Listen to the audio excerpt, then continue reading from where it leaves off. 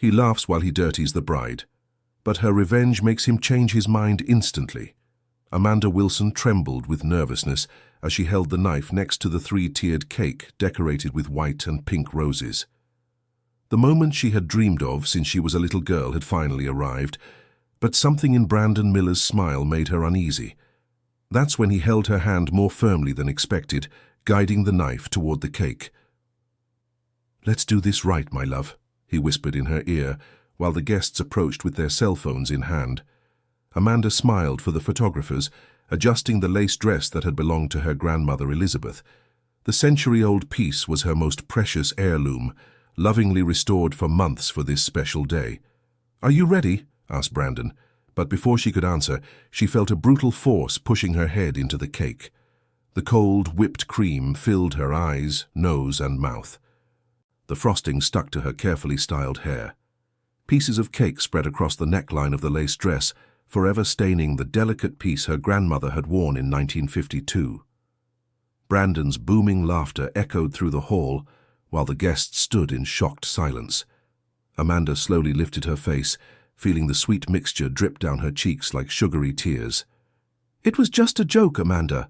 Lighten up," he shouted to the guests, who began to laugh nervously. She wiped her eyes with the back of her hand, trying to see through the mix of whipped cream and running mascara. Her grandmother's dress was ruined. The delicate lace that had survived decades was now covered in pink frosting and cake crumbs. "Brandon, you promised you wouldn't do this," she murmured, trying to control her voice. "Oh, the drama. It was just an old dress anyway," he replied, still laughing and greeting the groomsmen who were filming everything. "Dear listener, if you're enjoying the story, please take a moment to like and especially subscribe to the channel. It really helps us who are just starting out. Now continuing." Amanda felt her heart shatter. It wasn't just humiliation. It was the destruction of something sacred, a memory that connected 3 generations of women in her family. Her mother, Susan, approached with tears in her eyes, offering a napkin. "My dear, let's get you cleaned up," said Mrs. Susan. But Amanda noticed that her mother was more shaken than she was. "Mom, it's okay," Amanda lied, trying to pull herself together in front of the 100 guests watching the scene. Jennifer, her best friend and maid of honor, came running with wet towels.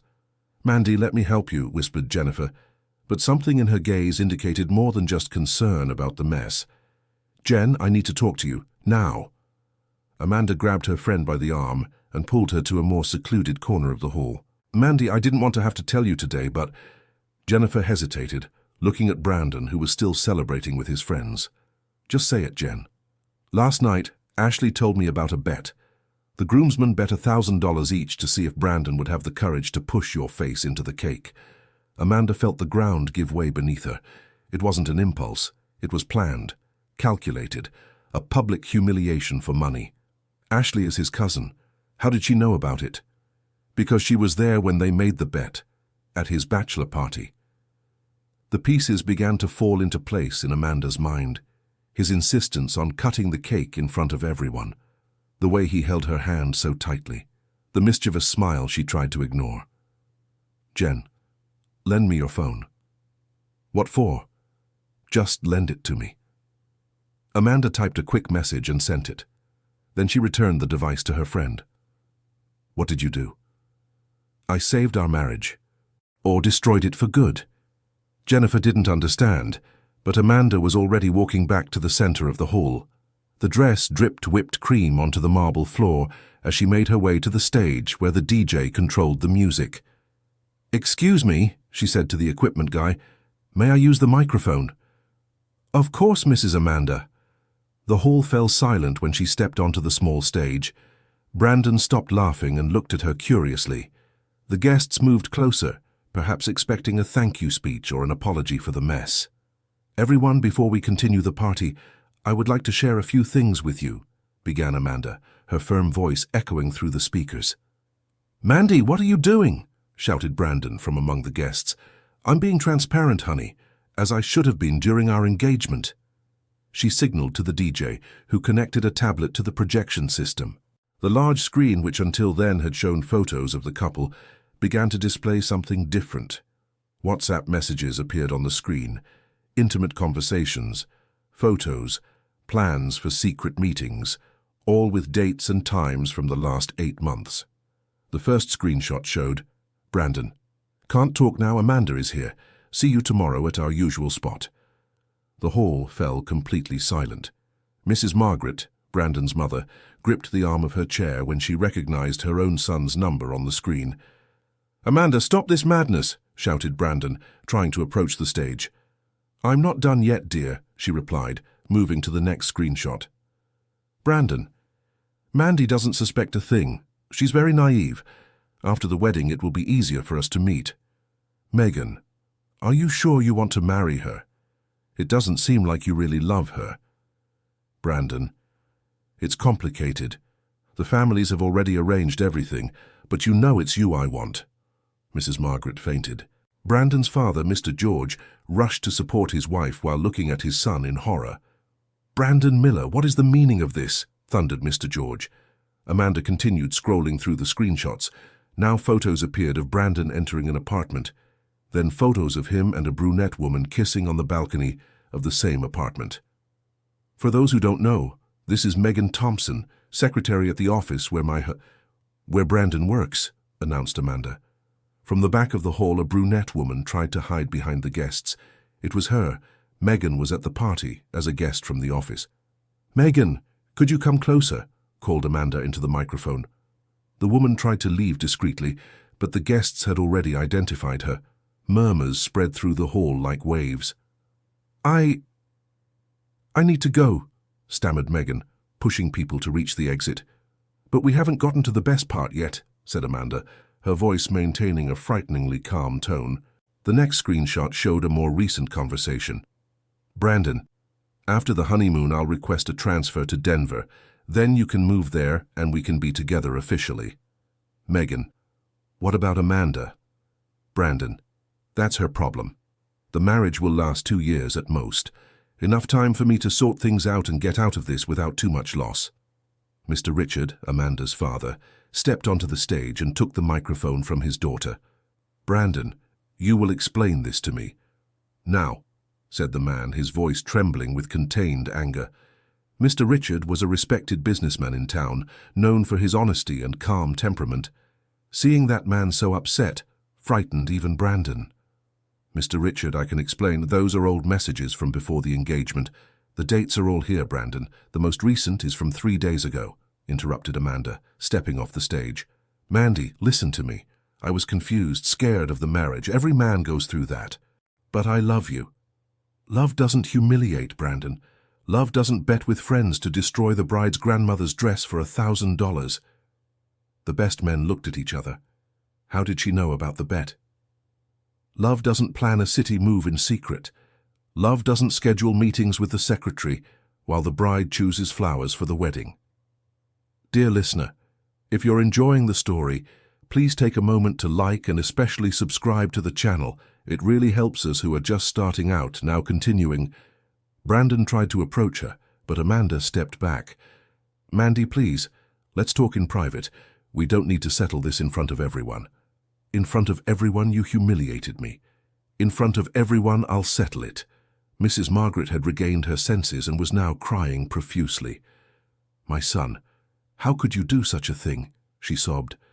"Mom, it wasn't anything like what you're thinking." "It wasn't," Amanda returned to the microphone. "Then explain these photos from the private detective I hired." New images appeared on the screen. Brandon entering the building where Megan lived. Brandon leaving the same building 3 hours later. Brandon and Megan having lunch together at a downtown restaurant. Brandon giving a necklace to Megan, the same necklace Amanda thought she had received as a birthday gift. "I hired the detective 2 months ago when I started to suspect your sudden departures from work," explained Amanda. "He delivered a full report to me last week. The hall was in total silence. Not even the sound of breathing could be heard." "Mandy, I can explain all of this." "Can you? Then explain why you requested a transfer to Denver without telling me. Your boss is here, he can confirm." From among the guests, a man in a grey suit spoke up. "It's true, Amanda. He requested the transfer 3 weeks ago. He said you already knew and agreed. It was Mr. William, partner at the firm where Brandon worked." Thank you, Mr. William. Now explain to me why your parents offered to pay for a trip to Europe for you and me, knowing you didn't have that kind of money. Mr. George and Mrs. Margaret looked at each other. We wanted to help you two have a good honeymoon, murmured Mrs. Margaret. Or did you want to get me out of town for a month so Brandon could organize the move and his things with Megan? Amanda, that's crazy, Brandon exploded. Crazy? I'll show you what crazy is. Amanda took a deep breath and placed her hand on her stomach. Brandon, I am 3 months pregnant. The silence that followed was deafening. Mrs. Margaret stopped crying. Mr. George's eyes widened. Amanda's mother ran to hug her daughter. 3 months, Brandon. And do you know why I didn't tell you before? Brandon was pale, unable to speak. Because I wanted to be sure of what kind of father you would be. I wanted to know if you really loved me, or if you were just going through the motions. Mandy, dear baby, this changes everything. Changes why? Because now you can't abandon me after 2 years like you planned with Megan? Mrs. Margaret rose from her chair, even though she was still weak. Amanda, dear, for the baby's sake, you two need to work this out. Brandon is my son, I know he has flaws, but Mrs. Margaret, with all due respect, your son doesn't have flaws. Your son has a lack of character, and that can't be fixed overnight. Amanda returned to the microphone one last time. Everyone, I know you came here for a wedding celebration, but unfortunately there will be no wedding today. Murmurs spread through the hall. I spent the last 2 months investigating the man I was going to marry, and I discovered he is not the man I thought I knew. Mandy, give me a chance to explain. We can start over, with the baby. Start over? Brandon, you planned our separation before we even got married. You publicly humiliated a pregnant woman over a $1,000 bet. You destroyed my grandmother's dress for fun. Amanda took the ring off her finger. I'd rather raise my child alone than with a man I can't trust.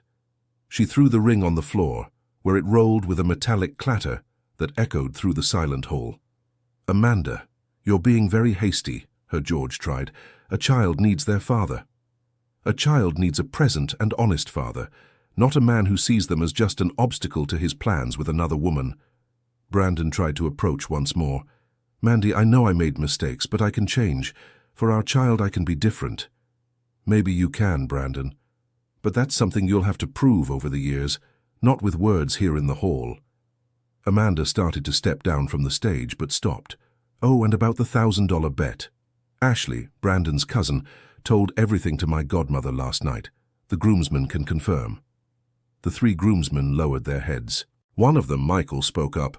It was a stupid joke, Amanda. It wasn't meant to be mean. Wasn't meant to be mean. You bet money on humiliating a bride on her wedding day. That has a name. Cruelty. Mandy, we can return the money, tried another groomsman. Return it to whom? To my grandmother's dress that you helped destroy?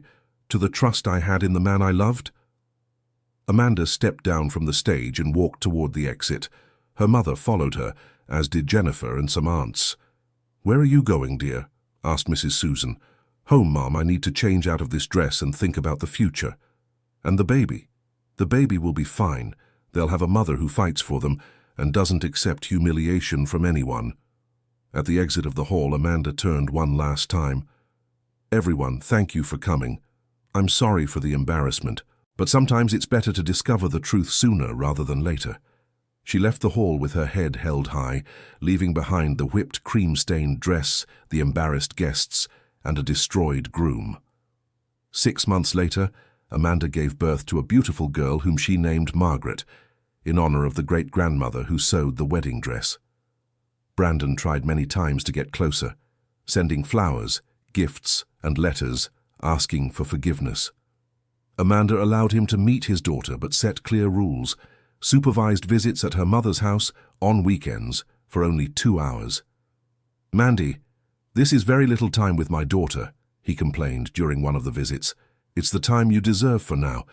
If you want more, you'll have to prove you've really changed. How do I prove that if you don't give me a chance? By starting therapy, by admitting your mistakes publicly, by cutting contact with Megan for good, by getting a job here in town, small things that show real commitment. Brandon resisted for months. He thought Amanda would eventually give in, especially when he found out she had opened a small studio specializing in restoring old wedding dresses. The business grew quickly.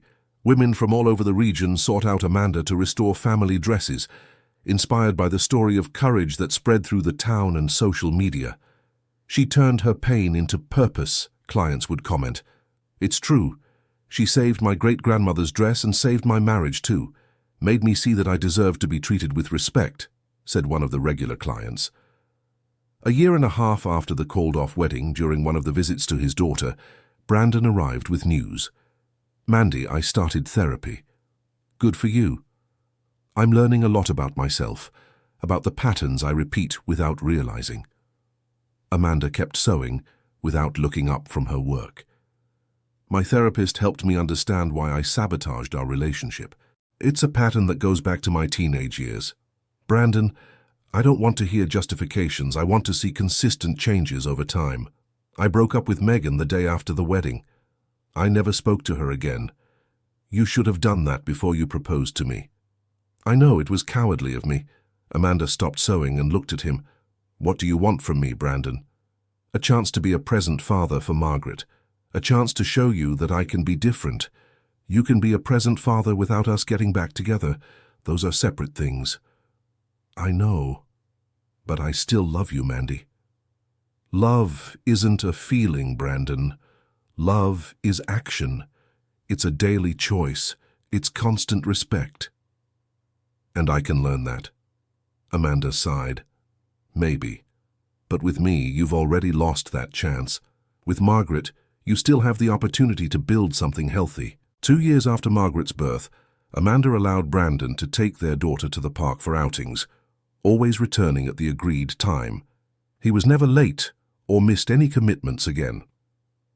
One Saturday afternoon, while Amanda was working in the studio, an elegant man around 45 years old entered the shop carrying a plastic bag. Good afternoon. I would like to restore a wedding dress. Of course. May I see the piece? The man carefully took out a dress yellowed by time, but still beautiful. It's my wife's dress. She passed away 2 years ago. My daughter is getting married in 6 months and would like to wear her mother's dress. Amanda examined the piece carefully. It's delicate work, but possible. It will look beautiful. My name is Daniel Thompson, and you must be the famous Amanda who turned her pain into art. Famous is an exaggeration. I'm just a woman who decided not to let herself be broken. That's exactly why I came here. My daughter told me your story. She said she wanted her mother's dress to be restored by someone who understands the true value of family heirlooms. Dear listener, if you're enjoying the story, please take a moment to like and especially subscribe to the channel. It really helps us who are just starting out. Now continuing. During the following weeks, Daniel returned to the studio several times to check on the progress of the restoration. He was a kind man, widowed for 2 years, raising a 22-year-old daughter alone. How did you manage to raise her alone? Asked Amanda during one of his visits. It wasn't easy, especially in the first years after Catherine's passing. But you learn that true love sometimes means doing everything differently than we planned. And you never thought about getting involved with someone again. I did. But I have high standards now. I won't accept just anyone in my daughter's life, or in mine. Amanda smiled. There was something comforting about that man's maturity. And you? Never thought about giving love a second chance. Every day. But I also have high standards now. I won't accept just anyone in my daughter's life, or in mine. They laughed at the coincidence of their answers. When the dress was ready, Daniel arrived at the studio with his daughter Samantha. The young woman cried when she saw the restored piece. It looks just like in Mom's wedding photos, she exclaimed. Your mother must be very proud, said Amanda, feeling genuine emotion. Amanda, I don't know how to thank you. You didn't just restore a dress. You gave back a piece of our family history, said Daniel. It was a pleasure working with such a special piece. Samantha, show Mrs. Amanda your wedding invitation. The young woman handed an elegant invitation to Amanda. I would really like you to come to my wedding. You're part of this story now. Amanda was moved. It would be an honor to be there. And if it's not too forward, continued Daniel, I'd like to invite you to dinner before the wedding, to get to know better the person who brought joy back to my daughter. Amanda hesitated. It had been more than 3 years since she'd gone out with anyone. I have a young daughter. And I have an adult daughter who can very well keep Margaret company while we talk. Samantha loves children. Mommy, please say yes, said Margaret, who was playing in the corner of the atelier. Uncle Daniel is so nice. Everyone laughed at the little girl's spontaneity. If Margaret approves, how can I refuse? Replied Amanda. The dinner took place at a family-friendly pizzeria downtown. Daniel proved to be an interesting man who had overcome the pain of losing his wife without becoming bitter. Samantha and Margaret got along wonderfully, playing like sisters. How did you manage to keep your faith in love after everything you've been through? Asked Daniel. I didn't lose my faith in love. I lost my faith in men who don't know how to love for real. Those are different things. And how do you know when a man knows how to love for real? By the little things, by the way he treats people who can do nothing for him, by the respect he shows for others, especially those who are more fragile. And do I pass the test? Amanda smiled. You don't even know you're being tested. That's already a good sign. They began meeting regularly. Daniel never pressured for anything beyond companionship and conversation. He respected Amanda's time and included Margaret in all their plans. Don't you want to have children of your own? Amanda asked one evening.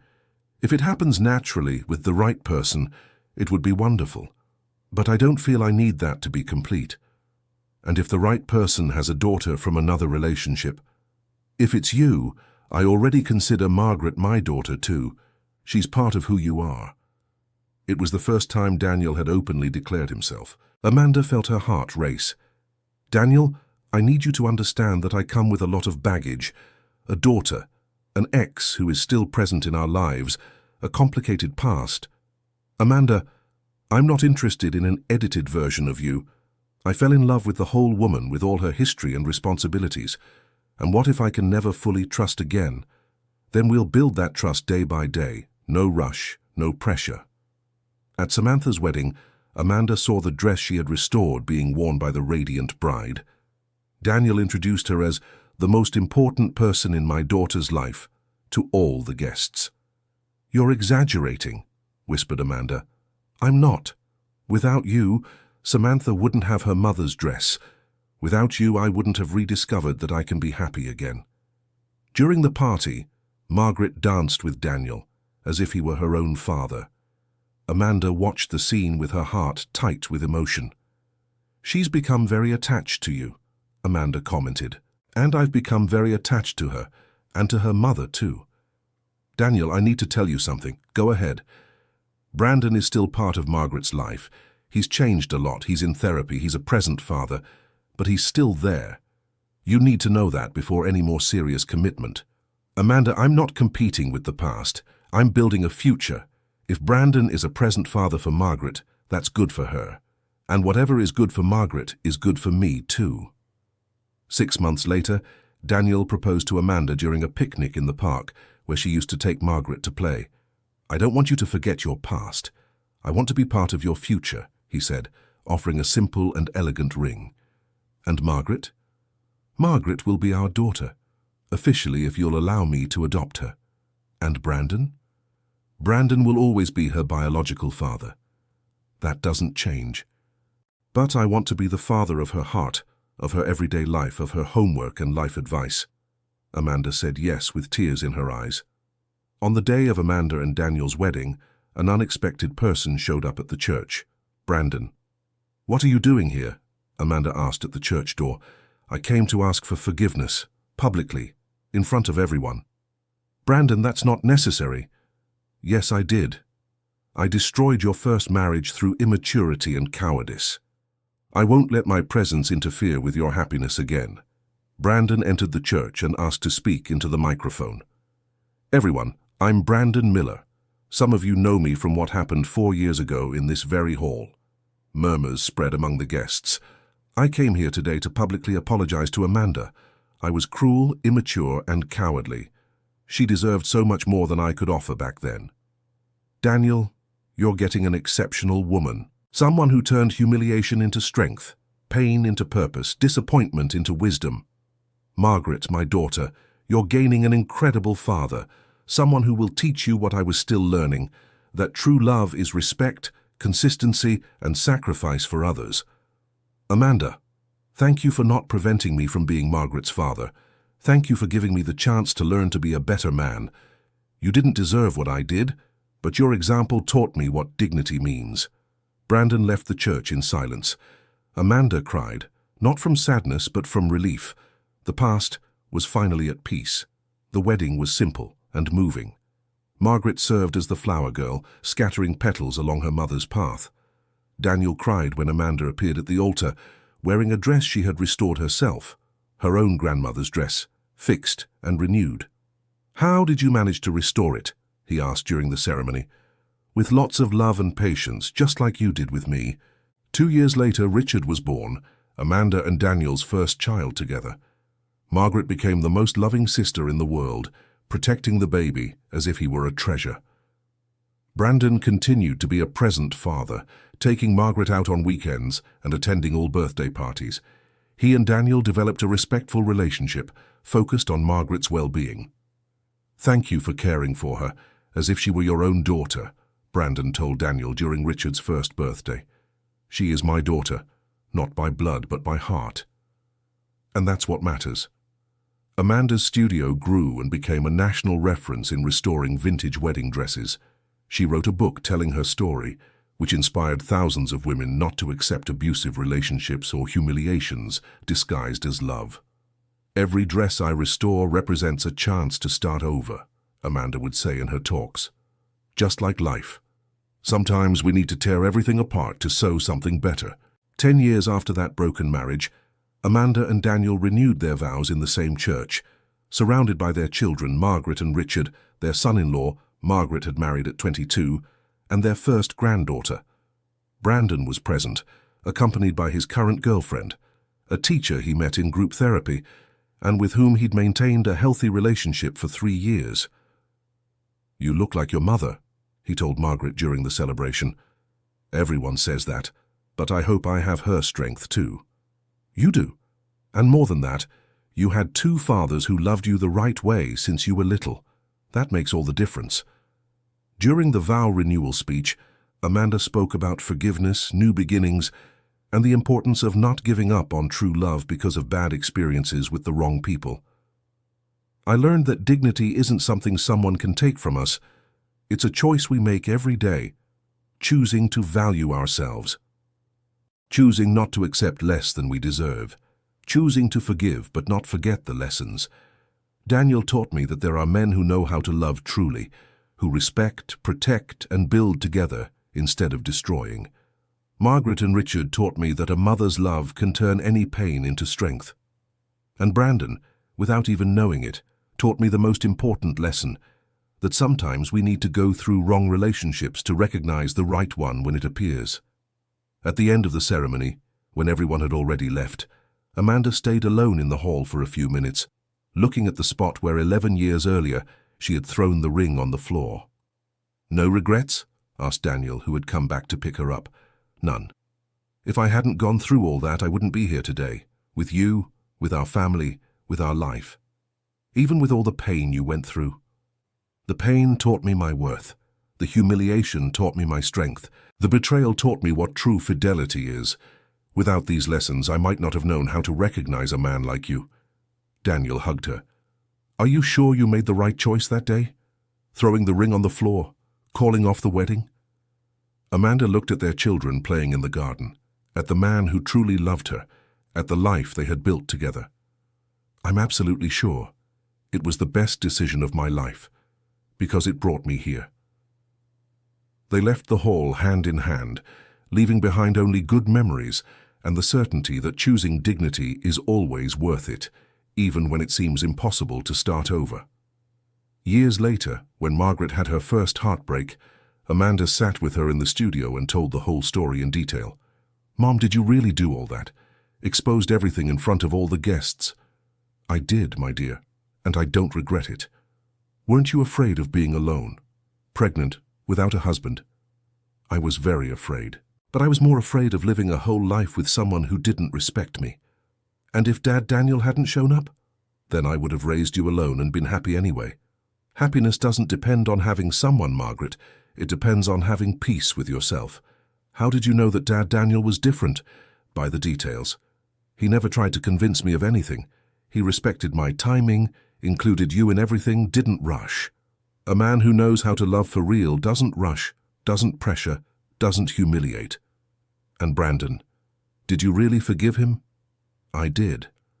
But forgiving doesn't mean forgetting or trusting again. It means letting go of the anger so it doesn't harm me. Brandon became a present father for you, and that's what matters. Margaret hugged her mother. Thank you for being brave that day. If you had married him, I wouldn't have Dad Daniel or Richard as a brother. And I wouldn't have learned that we deserve to be treated like queens, not doormats. End of story. Now tell me what you thought of this story of overcoming and courage. Do you believe Amanda made the right choice by exposing everything publicly? Leave your opinion in the comments. We really want to know what you think. And if this story touched your heart, don't forget to like and subscribe to the channel for more emotional stories like this.